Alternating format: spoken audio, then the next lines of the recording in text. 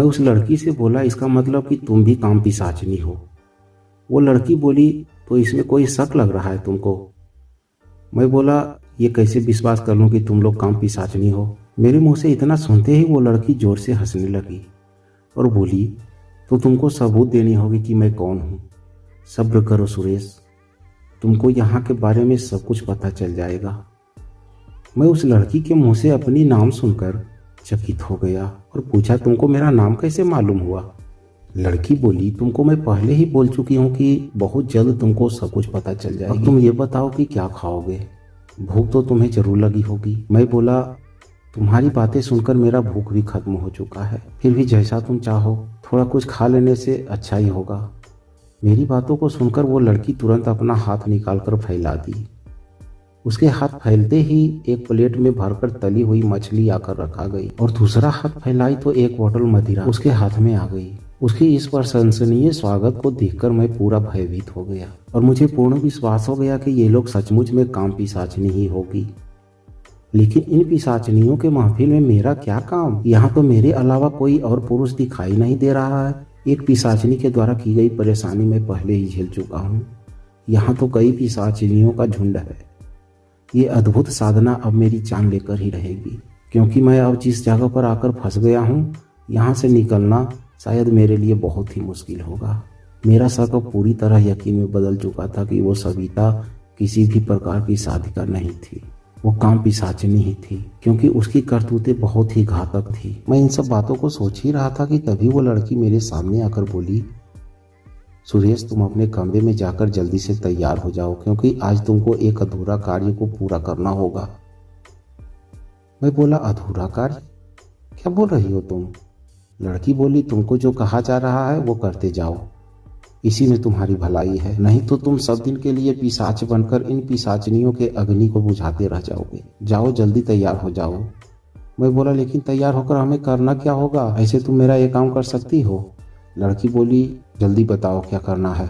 मैं बोला, जिस प्रकार मेरे लिए भोजन उपलब्ध की थी, उसी प्रकार जिस चाबी को मैं ढूंढ रहा हूँ उसे उपलब्ध करा दो।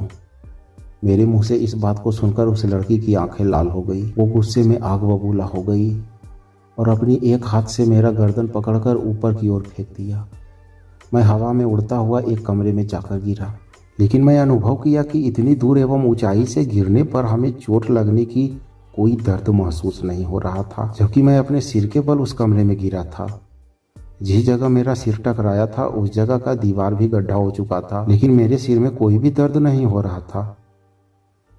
मैं इस घटना को देखकर बहुत आश्चर्यचकित था और खुश भी हो रहा था। खुशी के कारण मैं दर्द की जांच हेतु अपना सिर दीवार में पटक कर देखा। जैसे ही मैंने अपना सिर दीवार पर मारा, बहुत जोर से चोट लगी और दर्द भी होने लगा।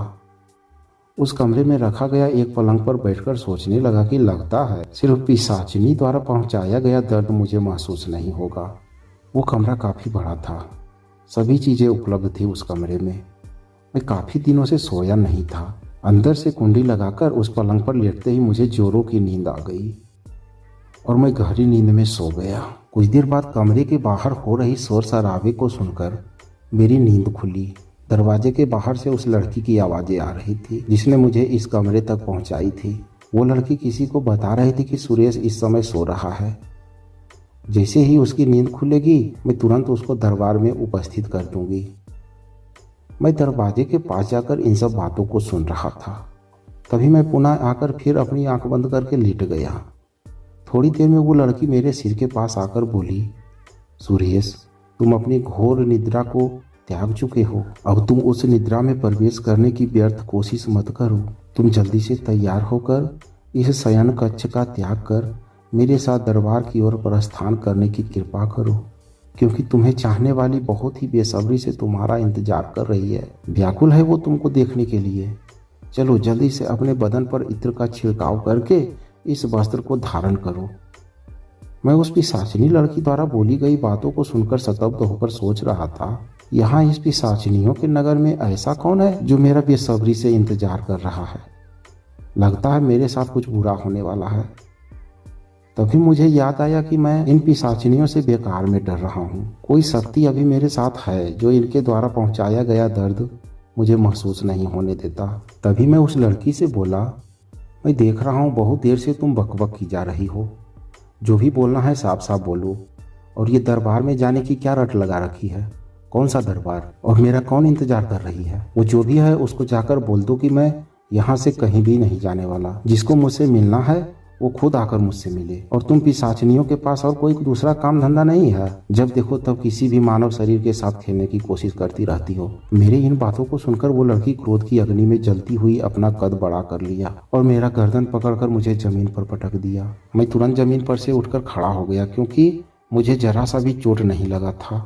मैं उसके नज़दीक जाकर बोला, तुम चाहे जितना भी मुझे उठा उठा कर पटक ले, मैं जो बोल दिया मैं वही करूँगा। अगर तुम मुझको कहीं ले जाना चाहती हो तो पहले मेरी कुछ शर्तों को मानना होगा तुम्हें, और सभी बातों को सच सच बताना होगा कि वो कौन है जिसके सामने तुम मुझे ले जाना चाहती हो, और वो मुझसे क्यों मिलना चाहता है। वो कोई स्त्री है या पुरुष, और जो भी है उसका नाम क्या है। जब तक तुम मुझे इन सारी बातों से अवगत नहीं कराओगे तब तक मैं इस जगह से हिलने वाला नहीं हूँ, और इस प्रकार का जोर जबरदस्ती मैं कतई बर्दाश्त नहीं करूँगा। मेरी इन बातों को सुनकर लड़की बोली, मुझे भी आदेश दिया गया है कि तुम्हारे साथ किसी भी प्रकार का जोर जबरदस्ती नहीं करनी है। तुमको तैयार करके यहाँ की राजमाता दंत्रिका देवी के दरबार में पेश करने की आदेश मिली है मुझे, और राजमाता के आदेशों का पालन करना मेरा परम कर्तव्य है। मैं उसी आदेशों का पालन कर रही हूँ। अगर तुमको दरबार में पेश करने में सफल नहीं हुआ तो दरबार के नियमों के उल्लंघन करने के जुर्म में मुझे दंडित किया जाएगा। इसलिए तुम मेरी बात मानो, जल्दी से तैयार होकर मेरे साथ चलो। मैं उस लड़की की बातों को सुनकर सोचने लगा कि ये दंत्रिका देवी दुश्मनों की ढेर में कहाँ छुपी हुई थी। अगर मैं इसके साथ नहीं गया तो पता नहीं इसके साथ क्या सलूक किया जाएगा। तभी मैं उस लड़की से बोला, अच्छा एक बात बताओ कि तुम्हारी राजमाता मुझे अपने समक्ष क्यों बुला रही है? देखो, जो भी मैं पूछ रहा हूँ वो मुझे सही सही बताओ, तभी मैं वहाँ पर जाऊँगा। अगर तुम सही सही नहीं बताई तो तुम्हारे उस दरबार में कोई भी माइका लाल नहीं होगा जो मुझे उसके नज़दीक जाने को बेबस कर देगा।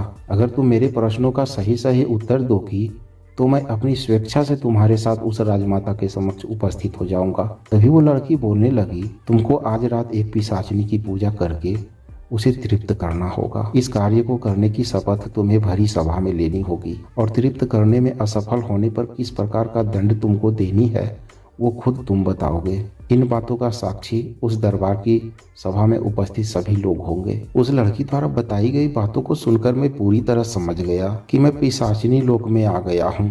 लेकिन इन लोगों के दरबार और राजमाता के बारे में तो मैंने कभी नहीं सुना था। खैर, जो भी हो, मैं किसी को भी तृप्त करने नहीं जा रहा हूँ। इस धरती पर और भी लोग हैं, लेकिन ये पिशाचिनी लोग हम ही से तृप्त होना क्यों चाहती है? अचानक मैं उस लड़की से गुस्से में बोलने लगा, तुम जाकर उस दंत्रिका देवी से बोल दो, अगर वो मेरा उपस्थिति भरी सभा में चाहती है तो उसे मेरी कुछ शर्तों को मानना होगा।